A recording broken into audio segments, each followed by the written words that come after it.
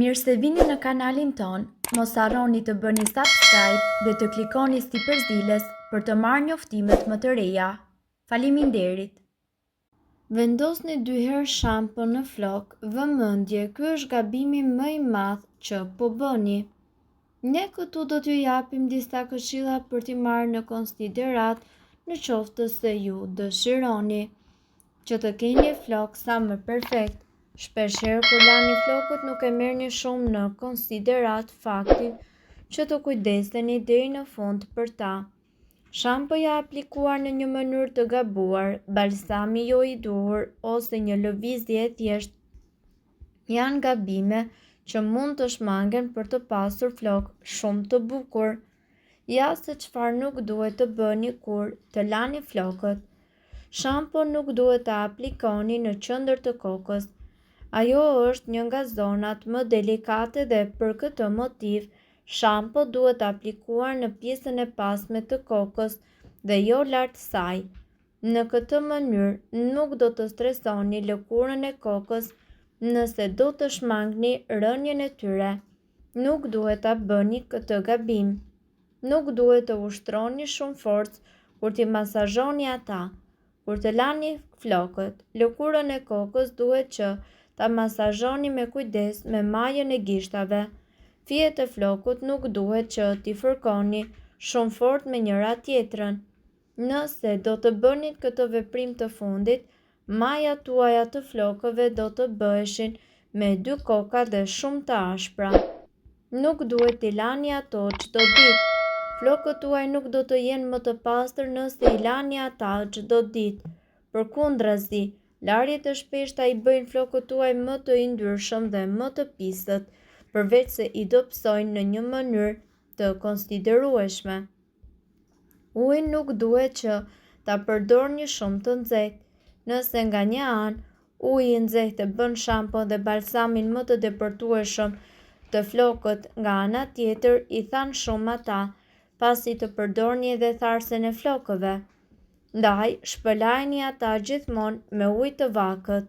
Nuk duhet ta egzagjeroni me maskat. Një mënyrë që maskat e flokëve të japin efektin e shumë pritur nga ju, ato duhet të përdoren vetëm një herë në javë dhe jo më shumë se kaq. Nuk duhet që ta abuzoni me shampon tuaj të thatë. Është e përshtatshme dhe e dobishme në rast urgjence. Shampoja e thatë nuk duhet të zëvendësoj shampon e vërtet, sepse ajo i heq papastërtitë e flokëve. Balsami nuk duhet ta aplikoni deri në rënjë. Balsami dhe kremi i flokëve shërbejnë për t'i bërë flokët të lëmuar dhe të butë. Pikërisht për këtë motiv, ato duhet të aplikohen tek maja dhe mesi i flokëve. Flokët nuk duhet t'i keni pa lagur kur të hidhni shampon. Shampoja duhet që të aplikohet mbi flok plotësisht të lagur. Rezultati duhet të jetë i mirë pas përfundimit të procesit të larjes së flokëve, pasi ata do të shkëlqejnë shumë. Nuk duhet t'i shpëlani pak. Për flokët një kujdes tepër i veçantë duhet të tregohet edhe kur t'i shpëlani ata, pasi uji nuk do të heqë vetëm shampon, por edhe të gjitha papastërtitë e tij. Pra, bëni një shpëlarje të plotë dhe me një kohë të gjatë. Mos blini shampo shumë të lira.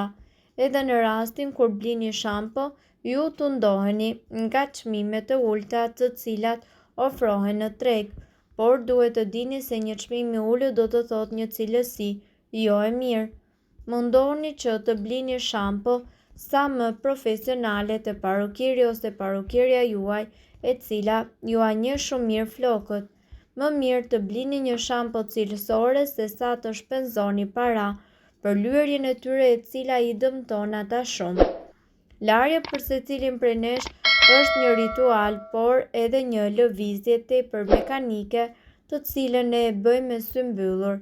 Janë me dhjetra këshilla për të arritur që të laheni, duke shmangur gabimet e vogla në aplikimin e shampos, maskës dhe balsamit, dhe me siguri i dini shumë mirë. Por, ka diçka të rëndësishme në këtë procedurë të veçantë që nëse e bëni, 9 nga 10 gra e bëjnë, Ju po bëni një gabim shumë të madh dhe duhet që të ndaloni që sot. Ju gjithashtu lani flokët 2 herë me shampo, apo jo? Nëse jeni përgjigjur me poshtë, koha të mësoni se po bëni një gabim të madh. Në çdo larje, flokët ne duhet t'i lajmë me shampo vetëm një herë dhe tërësisht, pasi kështu arrim të largojmë papastërtitë pa e shqetësuar skalpin. Nëse nga ana tjetër lajeni 2 herë, hiqni edhe vajrat natyral të flokëve të cilët janë tepër thelbësor për shëndetin e mirë të flokëve duke shkaktuar tharje në lëkurën e kokës. Siguroni që tani e tutje të lani siç duhet dhe të mos e teproni. Lani flokët vetëm me një herë shampo, do të shihni një ndryshim shumë të madh. Flokët tuaj do të duken edhe më të gjallë dhe ju do të rifitoni shkëlqimin e humbur. Zakoni për të fjetur gjithashtu me kokën e lagur ka një sër efektesh anësore. Nëse ju lani gjatë natës, disa nga këto efekte anësore mund t'ju bëjnë ta mendoni ndryshimin e rutinës tuaj të kujdesit për flokët dhe të investoni kohë shtesë për tharjen e tyre para se të shtriheni. Mundet të shkaktojë acarim të skalpit. Zakonisht ne fajsojmë shampon ton për këtë, por arsyeja për kruajtjen dhe irritimin e lëkurës mundet që të jetë zakoni që flini me flokët e lagur. Sëmundjet e skalpit të kokës, si zbokthi, munden që të ndodhin kur ju flini me flokët e lagur. Kur flem me flokë të lagur, një mjedis i lagësh dhe i ngrohtë, mundet që t'ju rrisë rritjen e baktereve. Ju ngatërohen flokët. Flokët e lagur janë të brisht. Kur shkoni në shtrat, para se t'i thani, mund të ngatërohen gjatë gjumit dhe në mëngjes ju do ta keni shumë të vështirë që t'i krihni dhe kjo mundet që të shkaktojë njëkohësisht stres në rutinën tuaj të mëngjesit. Mundet që t'ju japi edhe dhimbje koke. Në qoftë se ju shkoni në shtrat me flokët e lagur, shanset që ju të zgjoni me dhimbje koke janë të mëdha. Ekspertët tregojnë se gjumi me flokë të lagur arrin që të ulë temperaturën e trupit dhe kjo shkakton dhimbje koke teksa trupi juaj përpiqet që të ngrohet. Specialistët e tjerë besojnë se të shkosh në shtrat me flokët e mbështjellë me një peshqir shkakton gjithashtu dhimbje dhe madje mundet që të ndërpresë edhe gjumin tuaj. Nga ana tjetër, flokët bëhen të shushpuritur. Gjithashtu flokët e lagur krijojnë fërkime të forta në jastëk, duke i bërë flokët tuaj që të ngatërohen dhe të jenë të shushpuritur. Koha shtesë për të tharë flokët tuaj përpara shtratit mundet që t'ju kursej paratë që ju keni shpenzuar për produkte kundër këtij fenomeni. Nuk do të lejoj që flokët e hollë të fitojnë volum. Flokët e hollë janë tepër delikatë dhe u mungon gjithashtu volumi. Fjetja me flokë të lagur është veçanërisht e dëmshme për këtë lloj flokësh. Nuk mund të rimarrim volumin lehtë. Kjo është edhe arsyeja pse nëse shkoni rregullisht në shtrat me flokët e lagur do të bëjë të duket edhe më pak voluminoz.